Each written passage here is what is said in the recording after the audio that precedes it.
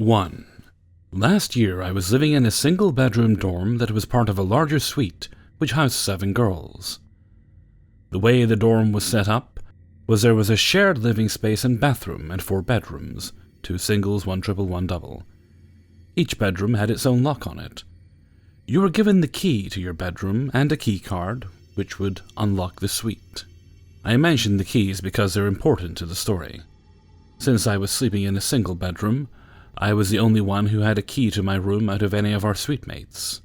I also slept with my bedroom door locked every night since the first night, because the morning after my first night in the dorm, one of my suite mates barged into my room while I was sleeping, for some unknown reason, and ran out before I could figure out why. So, every night before sleeping I locked my bedroom door. But one night I woke up suddenly because I had this strange sensation that somebody had just entered my room. I can't explain it, but it felt like one of those dreams you have where you're not quite asleep yet, and still partially aware of what's going on. And in that dream I saw my door open and close very quickly. I woke up sitting up in my bed. My room was completely dark. It got really dark in that dorm since it was a crappy old building, and I got placed in a bedroom that had a tiny window facing the inside of the building complex, blocked by the stairs. But I could faintly make out the shape of my desk chair, and the curtains I hung on the far side of the room to cover the closet. Built-in shelves on one wall and a hanger bar but without doors. That's why I know I wasn't dreaming, because what I could make out of my room looked right and correct, if that makes sense. And my dreams always have this weird quality to them. I'm normally a very nervous person, but I was so tired and confused as to why I was awake, and I couldn't shake this weird feeling that somebody is in my room right now. So I did something I probably would not do if I was alert enough to be scared. And I started reaching my arm out and kind of feeling the space around my bed. I touched something. It felt like a human torso, like a man wearing a sweater. I was about to freak out at this point, but before I could even process what was happening, I suddenly felt blue, if that makes any sense.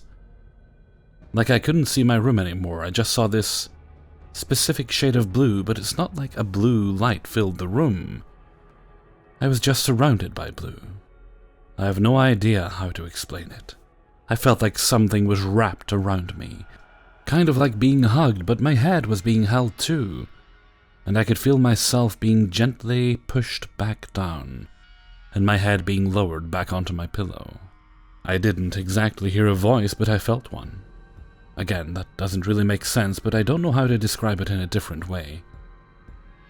And though it wasn't specific words in any sort of language, I grew up speaking a mix of Polish and English, and this was somehow neither and both. The meaning was something like, "Hush now, child. Mama is here. You can go back to sleep. We're safe." I immediately drifted back to sleep. I am Catholic, and I had an experience as a child that gives me a solid idea of who the blue voice was.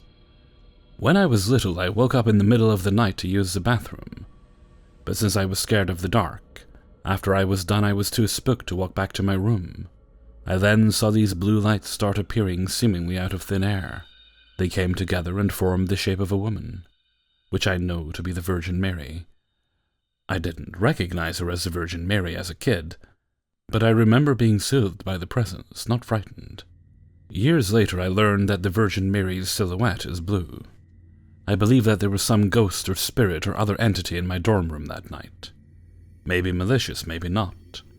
And that I did touch it with my arm, but before it could hurt me, I was protected by Mary. If anybody has any similar stories, either about encountering the kind of entity that was in my dorm room, or about being protected by someone in a similar way, I'd love to hear them.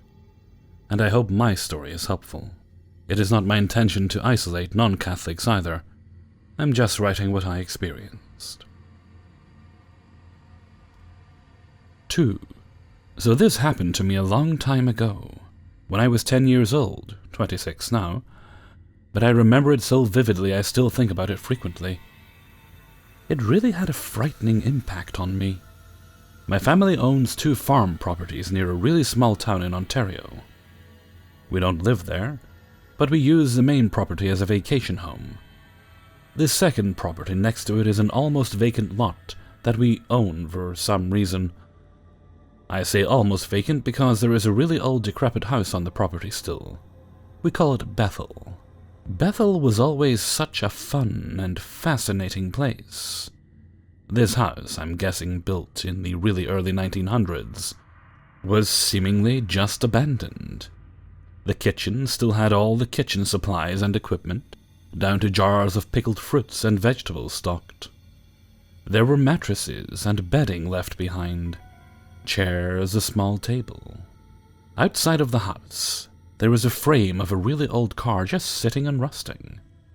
And for some reason, I always found other items in the field next to the house, like old mason jars, and a kettle and vintage tins.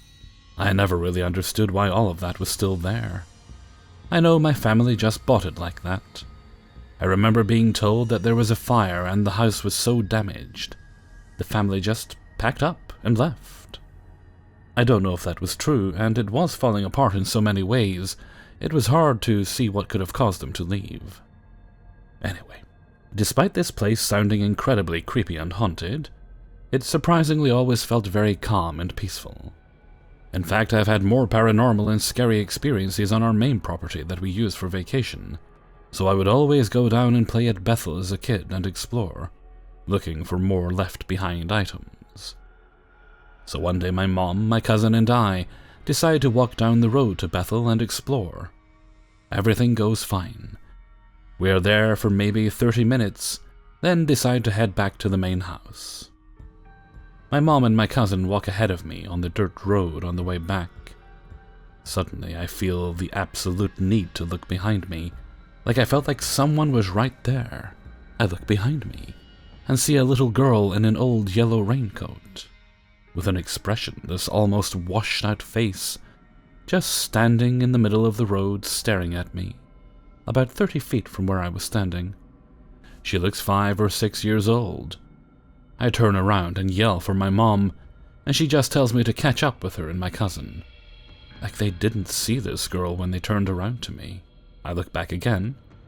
She's still standing there, and I remember it felt really bright for some reason, like there was a sort of glow around her. But she was just staring with no expression whatsoever. I stared back at her for a bit, and then absolutely ran for my life to catch up with my mom. I looked back and she was walking away the opposite direction of us. I told my mom and was totally freaking out. She said there was no little girl there. I am so positive. I saw a weird little raincoat child in the middle of summer. No rain. Now, this area is not densely populated. There are maybe 5 other farm properties on the entire road. It isn't a close walk from the next house for a child to have walked from somewhere else. And as far as I know, there weren't other kids around in general. My cousins and I would always walk up and down the road or ride our bikes around. I assume other kids nearby would do the same, but we never saw other children. Only old farmers and their wives. 3. I have lots of experience with the paranormal since I got into spirit work in the past 2 years. But I wanted to share a particular experience that my friends were also a part of. Last weekend, we booked an Airbnb at a popular ski village, and the neighborhood the house is in has the word historical in the name, but that could just be named so without actual meaning. The following things happened, which aren't really extreme, but enough that it made me wonder. Number 1. So the morning after the first night, I go to take a shower in the ensuite, and I'm super paranoid about people trying to open the door when I'm in the washroom, so I lock it, and then double-check it to make sure it's locked properly. Even if I'm home alone, I lock the washroom doors simply because I hate the awkwardness of being in the washroom and then someone jiggling the door. So I lock it, and then check to make sure it won't open, either by turning the knob or just pulling on it. Satisfied it's locked, I walk towards the shower, and I just touch the glass door, don't move it, when the bathroom door swings open halfway. I rush to check if it was one of my friends that I'm sharing the bathroom with, and they are both asleep. I lock it again and take my shower. thankfully the incident does not repeat itself. Number 2. On the second night there, we are partying on the main floor, and the dining room, kitchen, and living room are all connected. Open concept, since it's a small apartment house. One of my friends notices that one of the dining room windows is open, which is weird because it wasn't open before when we looked around the place when we first arrived, and none of us opened it since then. She goes to close it, and as she's doing that, I see a woman's silhouette behind her head. I don't say anything because while I'm into spirit work, none of my friends are, and I don't want to freak them out, especially after the shower door incident. The next morning, one of my other friends mentions that she saw a woman's silhouette behind our friend closing the window, but didn't say anything since we were all drunk, and it could cause us to panic. Number 3. Now this is the one I know people will immediately dismiss, but I think it's worth mentioning. So I've been trying to achieve sleep paralysis for years simply because it's an easy way to transition into a lucid dream or astral projection. However, I've only been able to do it a handful of times, and that's why I haven't been smoking or drinking for a while, and taking mugwort tea and magnesium and melatonin supplements. Basically, it takes a lot for me to make it happen, and it usually requires one of my spirit friends helping me. So both mornings at this place, I wake up super early and went back to sleep. Each time resulted in me having sleep paralysis. The first time was a silhouette of a spirit standing by the foot of the bed and waving at me. The silhouette was exactly like how I see some spirits passing through my house. The second morning it happened, I saw the exact same thing. I've never seen the same sleep paralysis stuff twice, so it was weird. And the fact that my drunk self was able to experience sleep paralysis for the first time in this state, and effortlessly, is what shocked me. This is probably nothing, and just regular sleep paralysis, but I still wanted to mention it. So that's what happened. Nothing crazy, I know, but I felt like sharing it. Immediately when I walked into the bedroom I was staying in when we first arrived, I felt like there was a presence there, but I dismissed it as just wishful thinking. I don't know for certain if there was a spirit in that house, but I'm inclined to think so. 4. I've been in Alaska for more than 2 years, and I'm stationed in Fort Wainwright. Every so often we go on field missions, and where we go is super isolated. Me and a few guys were tasked to drive down this mountain that we are currently doing our training on, and we replied, yes, reluctantly, because we just want some real food rather than MREs we have been living off for the past few days. While 2 of the soldiers were ground guiding me in my battle, I'll call Knox, out of the runway, we noticed it started to get dark fast. Being on that mountain is hardly ever any light, unless it's from the moon. But just to give a general idea, you could see the northern lights easily. As we drive, Knox is telling me he had to piss really bad, so I just tell him to pull over. As he begins to pull over, I got extremely quiet. I felt as if someone punched me in my gut because I started to get this strong sense of something watching me, and I started to get goosebumps. I took it with a grain of salt that maybe it was just the MRE making my stomach hurt, and the weather making the hairs on my skin stand. But then I felt paranoid, and I've never felt this way before in the field because I've been here numerous times before. As he walks back to the truck, I see the foliage on my right-hand side fall, as if weight was being forced on it. I tap Knox's shoulder and tell him to look in my direction. It was a moose, but it looked oddly skinny and the antlers just didn't look normal. Our eyes got huge and he responded, "What the fuck is that thing?" I stammered because I wasn't too sure what it was either. He buckled up and pressed the brake and we heard, "Help!" coming from the direction of the moose. My heart dropped and I felt the heat leave my face and I looked at him asking, "Did you fucking hear that or was it just me?" He replied, "Bro, I heard that shit." He laughed nervously and we turned off the truck and shined our headlamps towards the moose's direction. We are 89B, so we carry our standard M4s with us in the vehicle when we're transporting ammo, whether there's anything in the cans or not, just 'cause it's for our safety. Knox and I looked in the cab just to verify we have our weapons on us, and we did. I jumped out of the cab and he followed with our headlamps still on the moose. We walked close, and the word "help" was getting louder and louder. We got a few more feet closer, but not extremely close to the moose. And the moose ran back into the woodline, making me and Knox jump. We looked at each other, and we were both probably thinking the same thing. Did that moose just cry for help? I told him I was getting cold, and he agreed the same. So we paced back to the truck as quick as possible. As I closed the door, we heard the word help, but louder than it was earlier. I got that gut feeling right after I heard the word help, and looked into the dark woodline and saw red eyes. I gulped and told him to look at the woodline, but he put the truck in drive and sped off. We talked for a few minutes about the situation, and it was complete silence that followed right after. When we got done with the mission, he sped up the mountain to get back to where the rest of the company was and didn't say a word. He sleeps on the cot next to me, and he didn't speak to anyone about the situation. I'm a bit shook from the situation myself. I always wanted an experience with a skinwalker, and I'm not too sure if I did. But whatever it was that called for help, I'm sorry I never went into the woodline if someone did call for help, but I've read too many stories and listened to too many podcasts. What do you guys think we encountered? I never thought a skinwalker would be in Alaska. 5. I'm the assistant manager at Joanne Fabrics. So I work there plenty of hours during the week and spent a lot of time in this store. Sometime last year, or just barely the year before, there was a girl working with us. I'll call her G. G was always super friendly, and never really seemed bothered by much. She was best friends with someone also working at the store, C. Now, I never really got to know G very well, but I still got to know her a bit. Fast forward several months, and I find out from my manager G passed away.